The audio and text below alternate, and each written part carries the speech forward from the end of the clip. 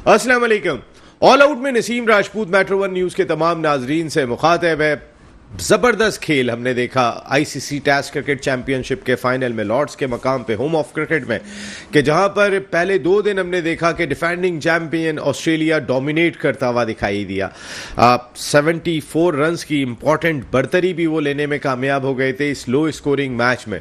लेकिन उसके बाद साउथ अफ्रीका का ज़बरदस्त किस्म का कमबैक, एडम मार्करम, शानदार बैटिंग एडम मार्करम की 136, और जब वो आउट हुए थे उस वक्त 6 रन भी नहीं रह गए थे। 136 रन करके गए और उस मुश्किल मैच के अंदर जो उन्होंने इनिंग के लिए मेरे ख्याल टेस्ट क्रिकेट की तारीख की one of the best inning करार दी जा सकती है, क्योंकि लो स्कोरिंग मैच में टीम ने 74 रन्स की जो है वो बर्तरी भी दे दी, और वहाँ आके आप ओपन करके अपनी टीम को निकाल के लेके जाएं तो शानदार खेल हमें देखने को मिला। उसके साथ साथ टैम्बो बवामा कमाल किया है बवूमा ने, जो 66 रन उन्होंने स्कोर किया क्रैम्प के बाद। क्रैम्प में वो जिस तरह रनिंग बिटवीन द विकेट कर रहे थे, वो उनकी फाइटिंग स्किल्स को बहुत हद तक वाजे कर रहा था। बहुत ज़्यादा जो है वो फाइटिंग स्किल्स को वाजे करता हुआ दिखाई दिया। ओवरऑल अगर हम देख सकते हैं तो एक अच्छा फाइनल कि जहां पर हमने देखा पैट कमिंस ने जिस तरीके से 6 for 28 करके 74 रन्स की लीड दिलाई। फिर उसके बाद ऑस्ट्रेलिया का सेकंड इनिंग में कोलैप्स हुआ, और उसके बाद मिचेल स्टार्क ने जो नीचे से आके 50 रन स्कोर किए और 80+ रन्स की शराकत लास्ट विकेट के लिए कायम की। तो दोनों जानिब से शानदार फाइट देखने को मिली। जैसा फाइनल होना चाहिए था शायकीन क्रिकेट ने वैसा देखा, और साउथ अफ्रीका अपनी हिस्ट्री की सबसे बड़ी जीत हासिल करने में कामयाब हो गई। सबसे बड़े फॉर्मेट टेस्ट क्रिकेट के अंदर आईसीसी टेस्ट क्रिकेट चैंपियनशिप की जीत जनूबी अफ्रीका के फैंस, उनकी टीम और सब लोगों को बहुत बहुत मुबारक, क्योंकि ऑस्ट्रेलिया ऐसा लगता था जब 40 रन रह गए तो वहाँ भी लगता था कि ऑस्ट्रेलिया के बॉलर जो हॉस्टाइल बॉलिंग है, पैट कमिंस, हैजलवुड, स्टार्क, ये आके उड़ा के रख देंगे। लेकिन नेथन लाइन का उस तरीके से रोल इस मैच में दिखाई नहीं दिया, इवन चौथी इनिंग में भी दिखाई नहीं दिया कि वो अपनी टीम के लिए कोई एक इम्पैक्ट डालने में कामयाब होते। लेकिन जो पार्टनरशिप थी बवूमा की और मार्करम की, उसने चैंपियन बना दिया यहाँ पे एंड में जाके।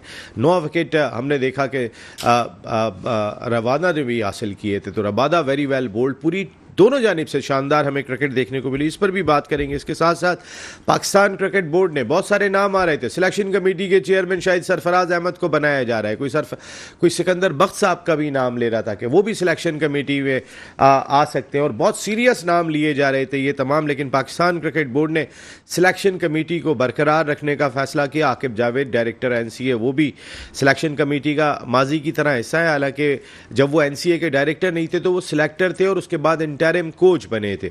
लेकिन एनसीए का डायरेक्टर भी सिलेक्शन कमेटी का मेंबर हो, ऐसा हमने बहुत कम देखा है। ये मेरे ख्याल है शायद पहली मर्तबा हुआ है, और ये शायद इस चीज़ का भी कुछ बता रहा है कि आकिब जावेद अथॉरिटी हैं इस वक्त वाब रियाज के बाद सबसे बड़ी पाकिस्तान क्रिकेट बोर्ड में क्रिकेटिंग मैटर्स के हवाले से।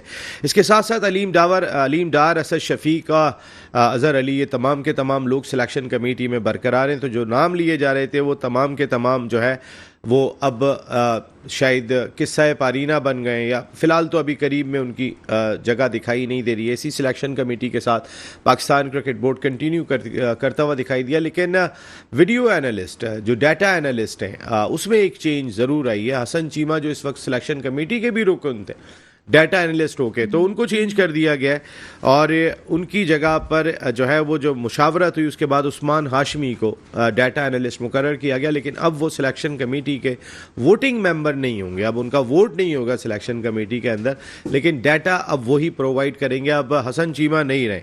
इसके साथ साथ एनसीए स्किल्स डेवलपमेंट कैंप का आज ऐलान किया पाकिस्तान क्रिकेट बोर्ड ने। 3 मुख्तलिफ फेजेज़ में ये कैंप होगा। जो पहला कैंप स्टार्ट हो रहा है 16 तारीख से, सुबह की 6:30 बजे से 8:30 बजे तक फील्डिंग प्रैक्टिस होनी है और आपकी फ़िटनेस पे काम होना है। उसके बाद दोपहर को 2:30 बजे से लेकर शाम 6:30 बजे तक जो है वो खिलाड़ी अपनी स्किल्स को, बैटिंग और बॉलिंग को बेहतर बनाएंगे। एलसीसीए ग्राउंड पर भी ये कैंप लगेगा और इसके साथ साथ एनसीए में भी लगेगा। 16 तारीख से जो पहले मरहले में 15 खिलाड़ी हिस्सा लेंगे, उसमें बाबर आजम और रिजवान शामिल हैं। 47 खिलाड़ियों को 3 मुख्तलिफ फेजेज़ में मदऊ किया जाएगा, जबकि दूसरा फेज़ जो है वो 6 और उसके बाद 10 जुलाई को जो है वो जो 2 बाकी फेजेस होंगे वो दूसरा मरहला 23 तारीख को और तीसरा जो है वो 30 जून को शुरू होगा। तो ये 3 मरहले के अंदर कैंप हो रहा है। ये दूसरा मौका है, जो नए हमारे हेड कोच हैं उन्होंने 3 मुख्तलिफ मरहलों में खिलाड़ियों को मदऊ किया और उनके साथ डिस्कशन भी की है और तमाम खिलाड़ियों ने अपने दिल की बात भी की, जिसमें शहनशाह अफरीदी भी शामिल थे, बाबर आजम भी शामिल थे और रिजवान भी शामिल थे। सॉरी, ये तमाम के तमाम लोगों को हमने एक्शन में देखा। इसके साथ साथ बांग्लादेश और वेस्ट इंडीज़ की सीरीज़ के लिए पाकिस्तान क्रिकेट टीम का तरबियती कैंप 7 जुलाई से कराची में लगेगा, जबकि 10 जुलाई से पाकिस्तान शाहीन्स, जिसने इंग्लैंड का टूर करना है, उनका कैंप भी कराची में लगेगा। सना मीर को बहुत बहुत मुबारक। पाकिस्तान के लिए बड़ा एजाज़ है कि हमारी कोई women's cricketer international cricket council के हॉल ऑफ फेम में शामिल हुई। इस ICC टेस्ट क्रिकेट चैम्पियनशिप के दौरान उन्हें भी शील्ड पेश की गई, जहां हाशिम आमला, ग्रैम स्मिथ और दीगर खिलाड़ियों को भी पेश की गई थी। इसके साथ साथ थोड़ा सा मैं ज़रूर डिस्कस करूँगा, हमारे शुएब हबीब साहब ज़बरदस्त किस्म के एनालिस्ट हैं, उन्होंने एक बात ज़रूर की थी कि यूनुस खान के करीब भी नहीं है विराट कोहली टेस्ट क्रिकेट में। और जब आप स्टैट्स देखेंगे वो मैं आपके सामने ज़रूर रखूँगा आज के, जिसमें शायद विराट कोहली यूनुस के करीब भी दिखाई नहीं देते। हम अपने खिलाड़ियों को उस तरीके से रेट नहीं करते, वरना तो शायद अगर ये यूनुस खान इंडिया के अंदर होते और जो उनके रिकॉर्ड्स हैं तो शायद पता नहीं कहाँ रेट किया जा रहा होता। और रेट करने का अंदाज़ा आप इससे भी कर लें कि यूनुस खान हमें हमारे सिस्टम में दिखाई नहीं देते। उन्होंने जाके अफगानिस्तान की बैटिंग 300 रन करने वाली कर दी, 350 रन करने वाली कर दी, लेकिन नहीं दिखाई देता तो हमें दिखाई नहीं देता कि हमारे यहाँ जो फेयर लोग हैं हम उनको फेयर चांस भी दें। ऐसा नहीं होता। हमारे वही आकिब जावेद साहब वही घूम फिर के जो है वहाब रियाज साहब सर पे बैठे हुए और सूरत हाल चलती हुई दिखाई दे रही है। नियाज स्टेडियम हैदराबाद की रिनोवेशन की भी बात हुई। जब वज़ीर आला सिंध मुराद अली शाह साहब ने जाके मुलाकात की थी मोहसिन नकवी साहब से, तो सिंध का दूसरा बड़ा शहर, दूसरा बड़ा ग्राउंड जो तारीख़ी अहमियत का हामिल है, नियाज स्टेडियम हैदराबाद। जलालुद्दीन साहब की पहली हैट्रिक, जावेद मियादाद साहब के 280 रन, पाकिस्तान ने कई रिकॉर्ड्स जो है वो वहाँ पे मुदस्सिर नज़र साहब और जावेद मियादाद साहब की रिकॉर्ड पार्टनरशिप। और हैदराबाद में बहुत तारीख़ी मैचेस हैं।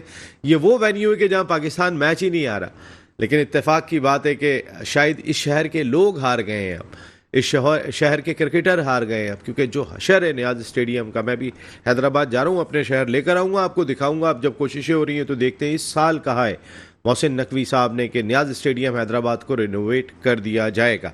ये सारे इश्यूज़ होंगे हमारे साथ शो में। हमारे साथ गुफ्तगू के लिए मौजूद है पाकिस्तान के फॉर्मर फर्स्ट क्लास क्रिकेटर, एक बड़े डिपार्टमेंट के स्पोर्ट्स हेड रहे, कप्तान रहे, कई टॉप क्लास क्रिकेटर्स को लीड किया, पाकिस्तान क्रिकेट बोर्ड के लिए भी जिम्मेदारियाँ अंजाम दी। और इन्होंने ही बात की थी कि विराट कोहली से यूनुस खान बहुत आगे।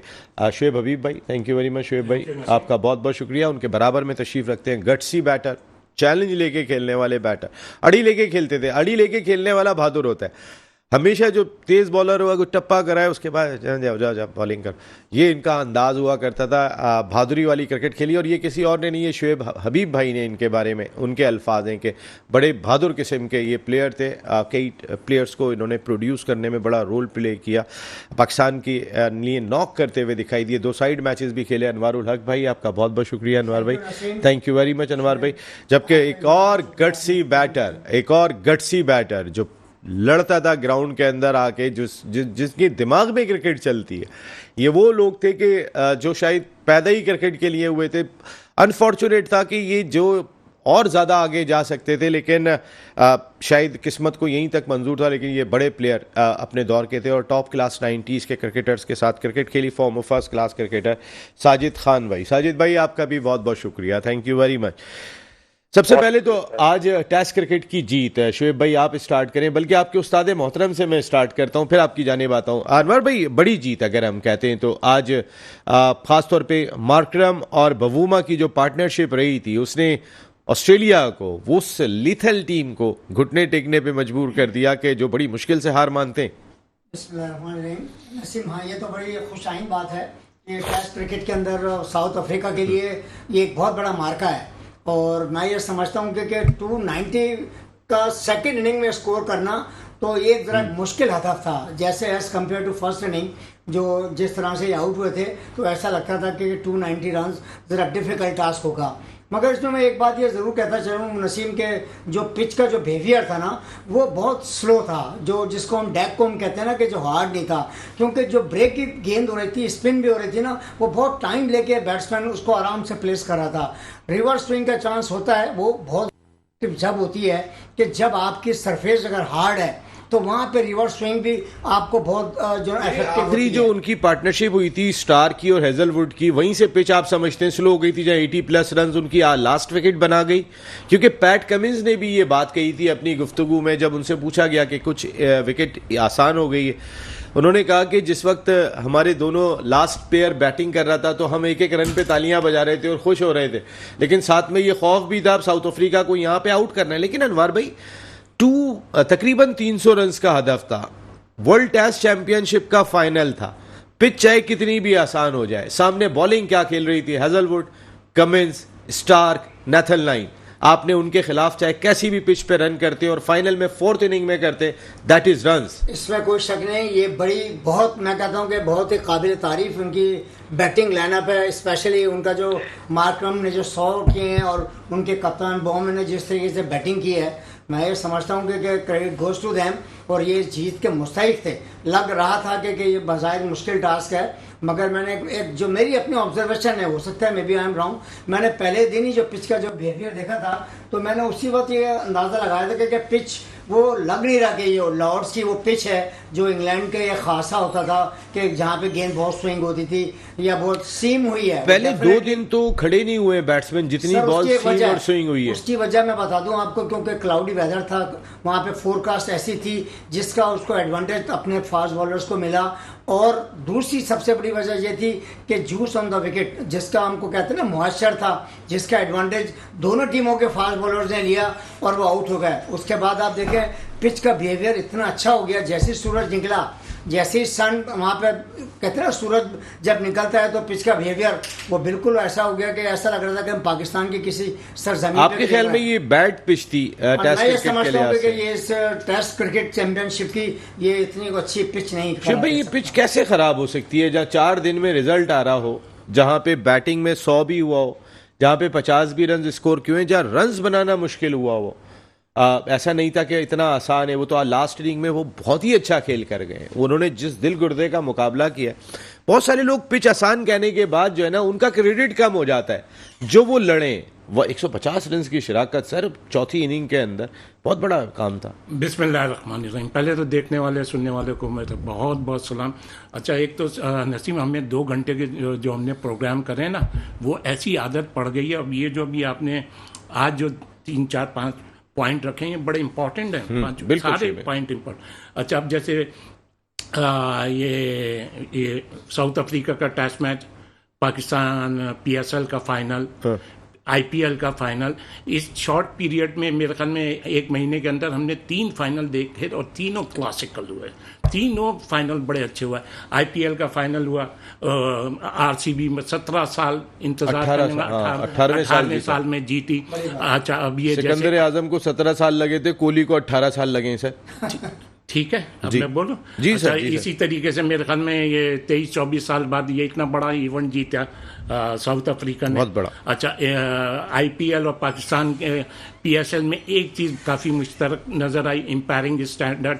वो एम्पायरिंग स्टैंडर्ड ये कि जैसे कोयटा के उसको गलत आउट दिया गया था, बैड डिसीजन था कप्तान को, क्या नाम है, सऊद शकील को लेग स्टंप से इसी तरह पंजाब के कप्तान को नो बॉल थी जिस पे वो कॉट बिहाइंड हुआ, जिससे ये रिजल्ट चेंज हुआ। एनी हाउ मैं समझता हूँ इंडिया की तकरीबन पूरी आवाम ये चाह रही थी कि कोहली की टीम जीते। हो सकता है पंजाब के भी आधे लोग चाहते हैं। इतने लोग हलाक हो गए वहाँ बेंगलोर में जश्न मनाते हुए। अच्छा, बाहर जश्न था, दूसरी तरफ मेरे ख्याल में 11-12 आदमी हलाक भी हो गए थे।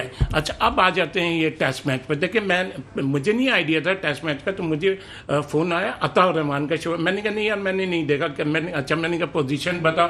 पहली इनिंग में ये आउट हो गए थे 200 कुछ रन पे, फिर उसके बाद उसने बोला ये 155 पे आउट हो गए। तो मैंने अच्छा चलो मैं मैच देखता हूँ। 211 तो इन्होंने ज़रूर करे थे, और ये जो 155 पे आउट हुए ना, तो मैंने जब वो हाईलाइट्स देखी, जो स्कोर कार्ड देखा, एक टाइम ऐसा था कि साउथ अफ्रीका के 135 for 5 थे, फिर वो मेरे ख्याल में 5 या 7-10 रन में 5 प्लेयर उनके आउट। वहां भी इनका जो कप्तान है बमूमा, जिसको पाकिस्तानी एक्सपर्ट्स इतना हाई रेट नहीं करते थे। मैंने तो देखा कि पाकिस्तानी जितने भी बैठते हैं चैनल पर, वो इसको इतना हाई रेट नहीं। इवन के एक प्रोग्राम में तो मैंने ये आकिब जावेद के मुंह से ये सुना था कि यार इनका तो ये कप्तान सिफारशी अगर मैं हूं तो मैं तो इसको टीम में भी नहीं आकिब जावेद के जुमले बड़े सख्त होते हैं वैसे शोएब भाई। अच्छा चलते उनके जवाब दे देंगे। अभी ये बहुत शॉर्ट पीरियड है ना, ये बहुत अच्छा। जब वो चीज़ देखी गई तो मतलब एक तरीके से ये एक जो चीज़ हो जाती है ना इतने शॉर्ट पीरियड में 10-15 रन में 5 आउट हो गया ये,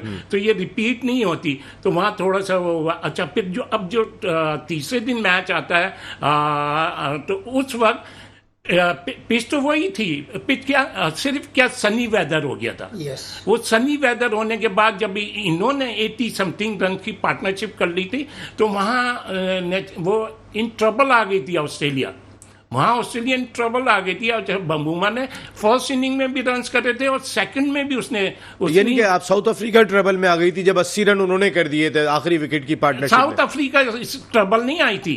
आखिरी विकेट ने जब ऑस्ट्रेलिया ने 70 रन एक टेलेंडर्स इतने अच्छे और इतने मजे से खेल रहे थे, तो ये तो प्योर बैट्समैन है। तो क्या पिच खराब, पिच का वो जो सनी वेदर हुआ तो उसकी वजह से ये सारी चीज़ें आसान हो गई थी। गेंद भी सीम स्विंग। और लेकिन जब आदमी कोई गलती करता है वहीं उसको कोई ना कोई प्रॉब्लम होती है या कोई नुकसान होता है। जैसे अभी इन्होंने ऑस्ट्रेलिया ने एक फास्ट बॉलर खिलाया था, मेरे ख्याल में उससे इतने ज़्यादा रन्स नहीं करवाए और बॉल नहीं करवाई। अच्छा फिर बमूमा का कैच भी छूट गया था, लेकिन ये पार्ट ऑफ द गेम।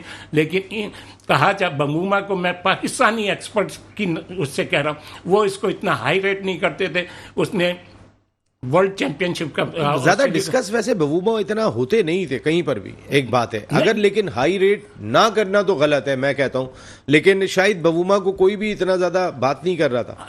आप मेरे ख्याल में आप दूसरे चैनल नहीं देखते। ये जो T20 वर्ल्ड कप हुआ या वनडे वर्ल्ड मैचेस हुए, चैंपियंस ट्रॉफी हुए, जी आप सही कह रहे हैं। सारा डिस्कशन ही बमूमा पे होता था।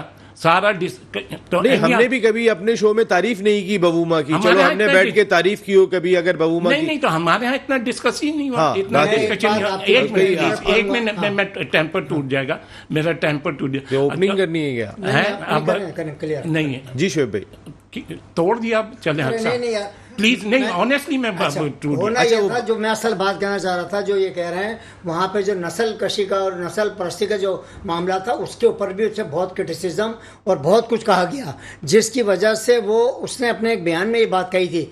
मैं ये सब चीज़ें पेशेंस के साथ बर्दाश्त करता रहा और मैं वक्त का इंतजार कर रहा था एक दिन मैं ये साबित करूंगा। जिस वक्त वो क्रिकेट में आए उस वक्त तो नस्ल कशी का मामला ही खत्म हो गया था। वो खत्म हो गया, मगर फिर भी वहाँ का जो प्रेस और वहाँ के जो मीडिया और वहाँ के जो लोग हैं ना, इसको अब तक वहाँ इन चीजों को सर 3 तो मैं रबादा सर वो तो एक वहाँ पे एक सिस्टम बन चुका है। फास्ट बॉलर है। आप क्या चाह रहे हैं? जो आप एनगीडी सर ये भी ब्लैक सियाफा में। एक मिनट में आप क्या चाह रहे हैं? जो आप सुनना चाह रहे हैं वही नहीं मैं एक बात कह रहा हूँ। जैसे उन्होंने बात कही कि नस्ल कशी वाली बात, तो सर बबूमा रबादा तो वहाँ पे क्राइटेरिया सारे खेल रहे हैं ना कि ये लोग खेलेंगे इतने प्लेयर। जब बबूमा खेलने के लिए आए जब तो ये क्लियर हो गया था, खत्म हो गया था। मगर मैं आपको बता रहा हूँ कि वहाँ पर एक जो वहाँ के लोगों की पब्लिक की और वहाँ के लोगों का जो मिजाज है ना, वो उसको इतना हाईली रेटिंग करते हैं। जो शोएब ने बात किया, आपने किया, एज फार एज आप उसका स्टैट्स उठा के देखें, is a very very good batsman. Test cricket का specially is a very very good batsman. Sir gutsy gutsy player है वो। हर जमीन पे हर टीम के खिलाफ उसने रन्स किए। साजिद भाई बड़ी जीत अगर हम देखते हैं तो बहुत बड़ी जीत साउथ अफ्रीका ने हासिल की है। उनकी हिस्ट्री की सबसे बड़ी जीत है ये अब तक तारीख की उनकी। बहुत शुक्रिया नसीम भाई आपको, उस्ताद मोहतरम शोएब हबीब भाई को, अनवार भाई को, दुनिया भर में यहाँ लोग देखने का पसंद करने का बहुत शुक्रिया। और बहुत इम्पोर्टेंट प्रोग्राम है और ये प्रोग्राम की खूबसूरती है 27 साल बाद साउथ अफ्रीका ने और ऑस्ट्रेलियन कप्तानी लीडिंग कप्तानी की बात करते हैं। उसमें कप्तानी की ग्राउंड में आईसीसी चैंपियन का फाइनल जीता, लॉर्ड्स तारीख की ग्राउंड में आउटस्टैंडिंग फाइनल खेला गया। दुनिया क्रिकेट में जितनी भी क्रिकेट खेली गई सबसे अच्छा फाइनल साउथ अफ्रीका और ऑस्ट्रेलिया के दरमियान लॉर्ड्स के ग्राउंड में खेला गया। उनकी कप्तान की तारीफ करना, फ्रंट से लीड करना, फ्रंट से बैटिंग करना, ऐसे कप्तान तारीख में आ गए। साउथ अफ्रीका का कामयाब तरीन कप्तान साउथ अफ्रीका की हिस्ट्री में 27 साल बाद जीतना, और ऐसा कप्तान हो तो 2023 वर्ल्ड कप में छक्के पे वो कैच ना होता तो वर्ल्ड कप में भी ये सबको पीछे छोड़ देते। मगर ये चीज बताना जरूरी है, टीम गेम जब कप्तान से पूछा गया तो ये होते बड़े कप्तान, उन्होंने सारा क्रेडिट खुद नहीं लिया। ये टीम होती है, टीम गेम, एक बंदे की कारकर्दगी नहीं है, ये लॉबी कप्तानी नहीं है, ये लॉबी गांधी जी के कप्तान नहीं है, ये गांधी जी तो यकीनी तौर पर वन मैन शो है जो पाकिस्तान। अभी मैं आता हूं, अभी मैं, आप गांधी जी आकिब जावेद को कहते हैं, मैं उन पर आता हूं। जरा पहले टेस्ट मैच पे थोड़ी सी बात करिएगा साजिद भाई, फिर मैं जरा उस टॉपिक पे भी आऊंगा कि भाई आकिब जावेद में आखिर ऐसा क्या है कि वो सिलेक्शन कमेटी के रुकन एनसीए के डायरेक्टर बनकर भी हो जाते हैं, वो सिलेक्शन कमेटी के रुकन होते हुए जो है वो हेड कोच भी बन जाते हैं। एनसीए का डायरेक्टर तो कभी नहीं बना, मैं इस पर आता हूं। लेकिन इस टेस्ट मैच को आपने जो शानदार अंदाज से रेट किया, चलें एक ब्रेक ले लूं साजिद भाई, मैं ब्रेक के बाद वापस आता हूं तो जरा आकिब जावेद के मामले को भी डिस्कस करते हैं। और एक जुमला और बोल दो नसीम भाई जी, देखिए ये दोनों तरफ के दोनों कप्तानों को देख लें। ऑस्ट्रेलिया कप्तान ने 300 टेस्ट विकेट लिए हैं, उनके कप्तान को भी हम अंडरस्टेटमेंट नहीं करेंगे, मगर अच्छा कप्तान वो होता है जो ग्राउंड में लड़ के चैंपियन बनता है। जैसे कि मिसाल आपके सामने मौजूद है, कप्तान का कप्तान अगर आप बात कर रहे हो तो उसमें कोई दो राय नहीं, मगर पिच आउटस्टैंडिंग थी। लॉर्ड्स की तारीख में पिच का बड़ा अहम होता है, उठा के देखने तारीख में तीसरे दिन बैटिंग पैराडाइज होती है। दुनिया में अगर लॉर्ड्स की तारीख उठाएंगे तो बैटिंग तीसरे दिन पैराडाइज होती है, वेदर जैसा भी हो। मगर पहले दिन 14 विकेट गिरती है, दूसरे दिन 16 विकेट गिरती है। फास्ट बॉलर को अंडरस्टिमेट नहीं करेंगे, आउटस्टैंडिंग बॉलिंग की है।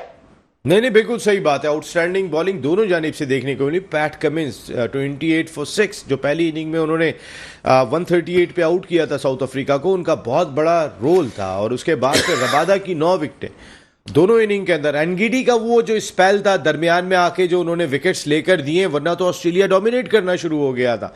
तो इस टेस्ट मैच में कई लोगों का बहुत इंपॉर्टेंट रोल रहा, लेकिन Adam Markram and Bavuma very well played. आप दोनों अपनी टीम को चैंपियन बना के चले गए। एंड ऑफ द डे जब इवन फास्ट बॉलर रबादा, हाँ रबाडा नो आउट है, बिल्कुल इसमें कोई शुबा नहीं है। लेकिन सर मैं खास तौर पे मुश्किल वक्त में जो याद रखा जाएगा वो इन दो की परफॉर्मेंस, शायद साउथ अफ्रीका मुद्दा तो याद रखेंगे, स्पेशली एडम मार्करम और बवूमा। टांगों के तकलीफ के बावजूद आज तक वो टेस्ट मैच नहीं आ रहे बवूमा जब से कप्तान बने, और ये टेस्ट मैच ऐसा लगता था शायद पहली दफा हार जाएंगे।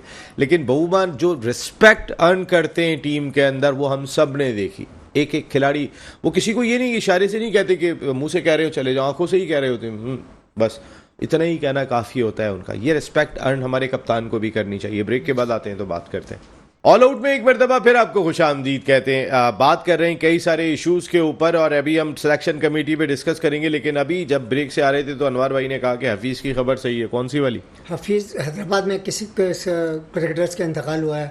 अच्छा, अब्दुल हफीजुर रहमान जी जी जी जी, वो उसी हफीज कटा जिसको कहा करते जी जी जी जी जी, वो बहुत बड़ा नाम था। आपने बहुत अच्छा याद दिलाया हफीजुर रहमान साहब। मतलब मुझे बड़ी तकलीफ सी हुई कि हाँ सर, दुनिया में हैदराबाद के लिए बड़ा काम है, बड़ा काम किया और वेरी वेरी गुड बॉलर। हम सब की तरफ से, हाँ भाई हम सब की तरफ से हफीज भाई के घर वालों से ताजियत, ढेर सारी दुआएं हफीजुर रहमान भाई के लिए। उन्होंने बहुत अच्छा बॉलर था, सिंध की क्रिकेट को बेहतर बनाने में बड़ा नुमाया रोल प्ले किया। हफीज भाई ने, अनवर भाई ने बड़ी अच्छी चीज यहाँ पे याद दिलाई और हम सब की। और आखिर में वो नियाज स्टेडियम के करता धरता हुए थे जिस पे मेरी बात हुई, और मुझे बड़ा अफसोस हुआ था स्टेडियम को देखे। तो उसने यही मुझसे कहा कि अनवर भाई हम तो चाहते हैं कि कुछ बने। वो इतना सर अब इंशाल्लाह बनेगा, मुलाकात हुई है तो अल्लाह करे। उसको ग्राउंड को बिल्कुल आपको चाहिए कि पाकिस्तान का एक ग्राउंड। सर अभी मुलाकात हुई है वजीर आला की मोहसिन नकवी साहब के साथ, इंशाल्लाह बेहतर अल्लाह हो जाए। बस मैं जरा ताजियत कर लूँ उनके घर वालों से। हम ताजियत करते हैं यहाँ पे हमारे जितने भी क्रिकेटर्स सारे बैठे हुए हैं जिन्होंने हफीज़ भाई के साथ क्रिकेट खेली है, उनके साथ टाइम गुजारा है। मेरा बड़ा टाइम गुजरा, मेरे शहर से वाबस्ता रहे। तो हफीज़ भाई अल्लाह ताला उनके दर्जात बुलंद फरमाए, हफीज़ भाई के करवट करवट जन्नत नसीब फरमाए और उनकी फैमिली को सब्र जमील अता फरमाए। तो बहुत सारी दुआएं। साजिद भाई मैं आ रहा हूँ जनाब अली आपके पास। आकिब जावेद, अलीम डार, असद शफीक, अजहर अली, सिलेक्शन कमेटी बदली है क्योंकि कभी इससे पहले एनसीए का डायरेक्टर सिलेक्शन कमेटी में नहीं होता था। सिलेक्शन कमेटी बदली है, कोई ये कहे कि सिर्फ हसन चीमा बाहर गए, तो एक एनसीए से डायरेक्टर भी सिलेक्शन कमेटी में आया है। क्या बताने की कोशिश है कि Aqib Javed is the authority in Pakistan cricket board after Wahab Riaz? देखिए नसीम भाई, सवाल ये पैदा होता है, आकिब जावेद तो कहीं से नहीं हटे ना। चीफ सिलेक्टर आज भी है, हेड कोच आज भी है, तमाम। मैंने तो डंके की चोट पे अलग प्रोग्राम रखा था, आकिब जावेद ने टीम बनाई है, आकिब जावेद ने बांग्लादेश की जो 2020 की टीम थे उन्होंने सिलेक्ट की, और जो हेड कोच है वो आकिब जावेद के जबानी बोर्ड में। मुझसे ज्यादा आकिब जावेद से कौन जानता होगा? ये जो फिटनेस कैंप है, रगड़ा है, सब आकिब जावेद का प्लान का हिस्सा है। ये तो वो लोग हैं तो आकिब जावेद जिनको दिए काम करो वो काम कर रहे हैं। फिर आप मुझे ये बताइए, रिजवान बाबर और शाहीन का तो नियम बदल दिया है। आप बांग्लादेश के खिलाफ 2020 की सीरीज जीत रहे हैं, ऐसे लग रहा है 96 वर्ल्ड कप जो और श्रीलंका जीता था ऑस्ट्रेलिया को हराने का, वो मंजरा पेश कर रहे हैं ऐसी आराम की सीरीज जीतने के बाद। और दूसरा वो जो सिलेक्शन कमेटी की बात कर रहे हैं, ये अलीम डार की बात करो, अजहर अली की बात करो, तो ये जो असद शफीक है तो इनके बगैर टीम अनाउंस हो गई, तो इनको तो पहले ही रिजाइन कर देना चाहिए था। ये लोग को इनसे तो ये पूछे सिलेक्शन कमेटी से मुशावरत नहीं हुई, आकिब जावेद ने अकेले टीम अनाउंस कर दिया। आप ये कह रहे हैं? आज की बात छोड़िए, मेरा पुराना प्रोग्राम निकाले, मैं उस्ताद मोहतरम शेख भाई बैठे हुए हैं, उनसे आप ये मतलब दूसरी तरफ ये देखिए, आप खबर मार्केट में ये आ गई, आप पाकिस्तान के रेड बॉल पे तो हेड कोच है, आप उनको जो इंटरव्यू कर लिया गया है उनको ड्रिंक सिंगल लीव दे रहे हैं। ये मुझे लगता है कि इतने बड़े इंटरव्यू आप कर रहे हैं, मेरे को लगता है मेरे अपने हेड कोच तो इनोस ही नहीं कर रहे, फिर आप आगे खबर निकाल देते हैं, इंटरव्यू हो गया, आप बताएंगे आपको याद है दूसरी जर्नलिस्ट वो खबर निकाल देते हैं, आगे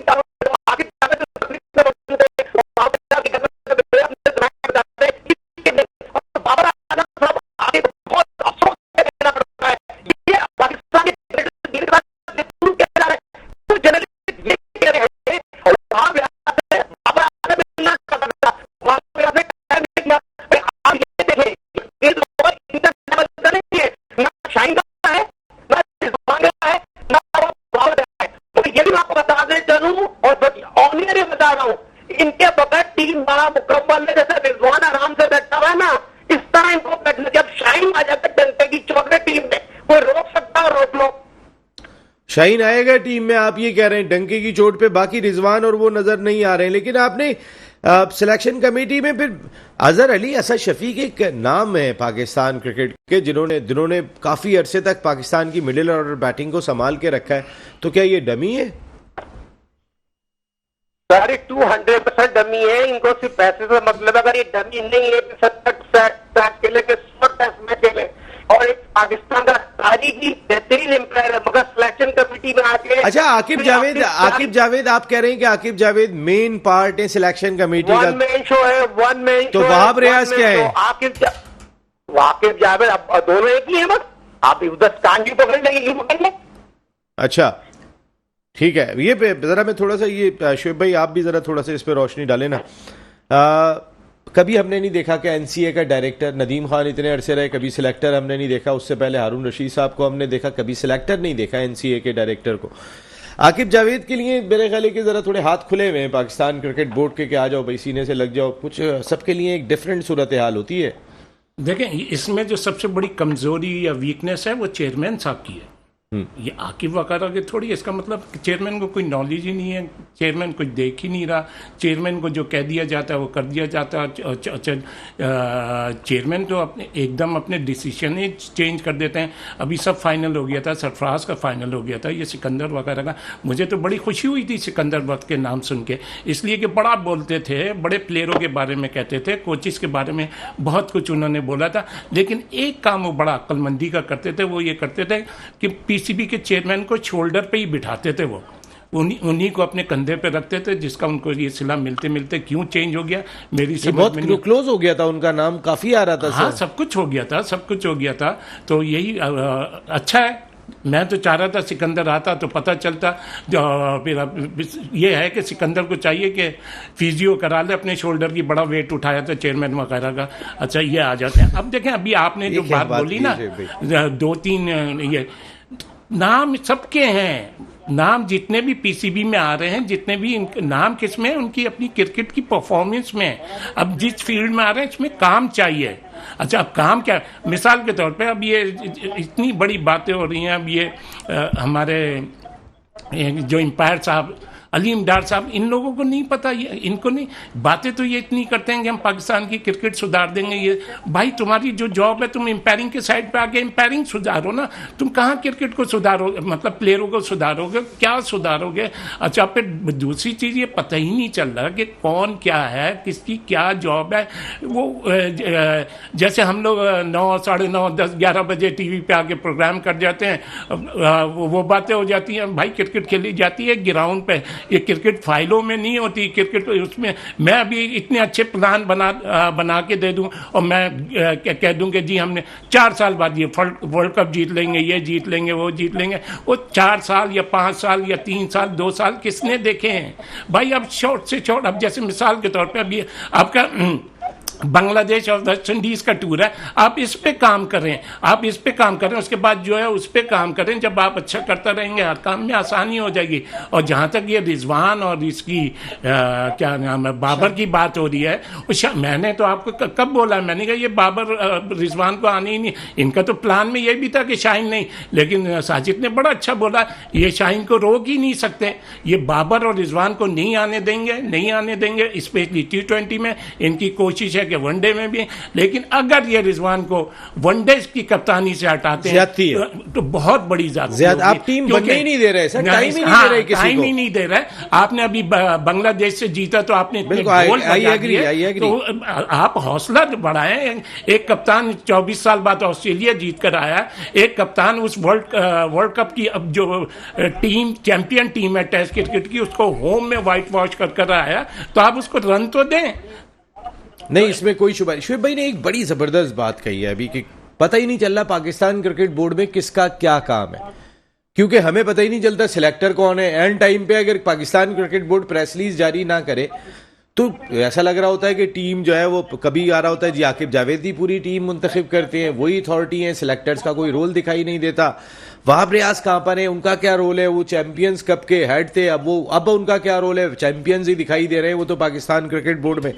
बहुत ही इंपॉर्टेंट बात की है कि पाकिस्तान क्रिकेट बोर्ड में किसका क्या रोल है किसी को नहीं पता। देखिए, असल वजह यह है कि सबसे बड़ा जो फॉल्ट है ना, वो पाकिस्तान क्रिकेट बोर्ड के जो चेयरमैन है ना, उनको नॉलेज ऑफ गेम कुछ भी नहीं है, उनको क्रिकेट का बैकग्राउंड कुछ भी नहीं पता है। वो वहाब रियाज को लेके आए थे, वो सबको पता है कि उनका रिलेशनशिप उनके फैमिली के साथ कितना अच्छा था, क्योंकि उस पर क्रिटिसिज्म जब बहुत हुआ वहाब रियाज पे कि ये इनके फेवरिज्म और ये इनकी मतलब की बातें होती हैं, तो बात अभी भी वही हो रही है जो वहाब रियाज कह रहे हैं, सिर्फ शक्ल चेंज हो गई। आकिब जावेद की शक्ल में वो आ गए हैं। तो इन्होंने वहाब रियाज को हटाया कहाँ, वो कोर्स करने चला गया और प्रमोट कर दिया। प्रमोट करने के बाद ये सिर्फ उसको इस कॉन्फ्लिक्ट को दूर करने के लिए उन्होंने चेहरा तब्दील कर दिया। काम वही हो रहे हैं जो वो चाह रहे हैं। मेरा सिर्फ कहने का मकसद यह कि खुदारा पाकिस्तान क्रिकेट बोर्ड के चेयरमैन किसी एक ऐसे शख्स को जरूर बनाएं कि जिसका क्रिकेट कैरियर हो, जो क्रिकेट समझता हो, टेक्नोक्रेट हो। देखिए, मैंने भी रमीज राजा को कभी मतलब क्रिटिसिज्म वैसे नहीं किया। रमीज राजा एक डेफिनेटली एक बड़ा नाम था और उसकी एक नॉलेज थी और वो क्रिकेट के लिए एक अच्छा कर रहा था, मगर कुछ उनसे भी कुछ खासी गलतियाँ हुई कि जो उन्होंने अथॉरिटी जो है एक ही सारे फॉर्मेट का कप्तान बना दिया, कुछ गलतियाँ हुई जिसकी वजह से हुआ। नहीं तो वो he was ideal, I think in my opinion, कि पाकिस्तान क्रिकेट बोर्ड का चेयरमैन, या फिर मुझे लगता है आमिर सुहेल होना चाहिए। और एक और नाम है जो इंशाल्लाह मैं नेक्स्ट प्रोग्राम में कभी आऊँगा तो आपको बताऊँगा। एक ऐसा बंदा होना चाहिए कि ज़रूरी नहीं है कि वो टेस्ट क्रिकेटर हो, मगर उसकी नॉलेज हो और वो एक बहुत मसले के सियासतदान भी हो और उसकी एक नॉलेज होनी चाहिए। ये जो है नाम बता ही देना, मैं वो मैं आपको इंशाल्लाह वो उसको डिस्क्लोज करूंगा मैं, कि एक ऐसे किसी बंदे को बनाएं कि जिसके पीछे बैकग्राउंड, ऐसे किसी बंदे को या ऐसे बंदे को बनाएं। बिल्कुल सही बात है। बैकग्राउंड लेके अभी टाइम खत्म हो रहा है। छोटी सी मुझे एक खबर जरूर बतानी है। एक्सीलेंसी सुहेल अल ज़रूनी जो पाकिस्तान में स्पोर्ट्स के लिए बहुत ही शानदार काम करते हुए दिखाई दे रहे, और उनके नाम से एक इंटर स्कूल बड़ा इवेंट हो रहा है जो बुर्राक एसोसिएशन कराती हुई दिखाई दे रही है। इमारात में भी मुख्तलिफ अंदाज से जो है आप स्क्रीन पर देख रहे हैं कि जो पहले तो उनका टूर्नामेंट यहाँ पर स्कूल के बच्चों को सपोर्ट सुहेल अल ज़रूनी साहब की, और उसके बाद इमारात में भी वो पाकिस्तान की मुख्तलिफ शख्सियात से मुलाकात करते रहे, जिनमें पंजाब के साबिक गवर्नर मोहम्मद सरवर साहब भी मिले उनसे। इसके साथ साथ सिंध हाई कोर्ट बार के सदर बैरिस्टर सरफराज अली मतेलो से भी उनकी मुलाकात हुई, सेनेटर निहाल हाशमी साहब से भी मुलाकात हुई। और ये एक ऐसी शख्सियत है कि जो बिजनेसमैन भी हैं, इंटरप्रीनियर भी हैं और Guinness book of world record holder भी हैं, जो शानदार किस्म का काम कर रहे हैं। His excellency Suhail Al ज़रूनी Pakistan में, और जिनकी ख़ास तौर पे पाकिस्तान से मोहब्बत है, इनकी फैमिली 1000 से ज़ायद मसाजिद पाकिस्तान में बना चुकी है। पेशावर में जो अल ज़रूनी मस्जिद है वो स्टेट ऑफ द आर्ट बनी हुई है। इसी तरीके से कराची में भी इन्होंने कई मसाजिद बनाई, उनमें एक मस्जिद इनकी वालदा के नाम से भी है। और अक्सर ये बात सुहेल अल ज़रूनी साहब हिज एक्सीलेंसी करते हुए दिखाई देते हैं कि मेरी वालदा की मस्जिद को मुझे चलाने का मौका दिया जाए। मैं ना कोई चंदा जमा करना चाहता हूँ, ना कहीं से कोई सपोर्ट लेना चाहता हूँ, और उस मस्जिद में हर हफ्ते वो गरीबों को खाना खिलाने के लिए ज़रूर जाते हैं। तो जो उनके मसाइल हैं उनको बैठ के ज़रूर डिस्कस करना चाहिए। ये एक ऐसी शख्सियत है कि जिसकी फैमिली ने पाकिस्तान में बड़ा इंपॉर्टेंट रोल प्ले किया है। Thank you very much his excellency mister Suhail Al Zarooni. आप जिस अंदाज से पाकिस्तान से आपकी फ़ैमिली की मोहब्बत, HSN से आपको पढ़ाया आपके वालिद ने, आपकी बहन यहाँ से सेंट मैरी स्कूल से पढ़ी, हालांकि इमारात में कई सारे ऐसे बड़े लोग हैं कि जिनके बच्चे इंडिया में पढ़ने के लिए जाते थे। आपने पाकिस्तान से मोहब्बत निभाई, और वो मोहब्बत 1000 से ज़ायद मस्जिद की सूरत में पहले सुहेल अल ज़रूनी साहब के दादा, फिर उनके वालिद, और अब वो ख़ुद भी काम करते हुए दिखाई दे रहे हैं। वंस अगेन हम आपका शुक्रिया अदा करते हैं जिस शानदार अंदाज से आप पाकिस्तान में स्पोर्ट्स की तरक्की के लिए और पाकिस्तान और इमारात में एक ब्रिज का रोल प्ले कर रहे हैं ताल्लुकात में। हम आपका शुक्रिया अदा करते हैं। हम आपका भी शुएब भाई शुक्रिया अदा करते हैं, अनवार भाई आपका भी शुक्रिया अदा करते हैं, उसके साथ साजिद भाई आपका भी बहुत बहुत शुक्रिया। कई टॉपिक रह गए, उनमें एक टॉपिक था मैं छोड़ के जा रहा हूँ, और वो है विराट कोहली से कहीं ज़्यादा बेटर है हमारा यूनुस खान। विराट कोहली को इतना ज़्यादा आसमान पे रखते हैं, हम अपने यूनुस खान को कहीं क्यों नहीं रखते? कल ज़रूर बात करेंगे। अल्लाह ने के बाद।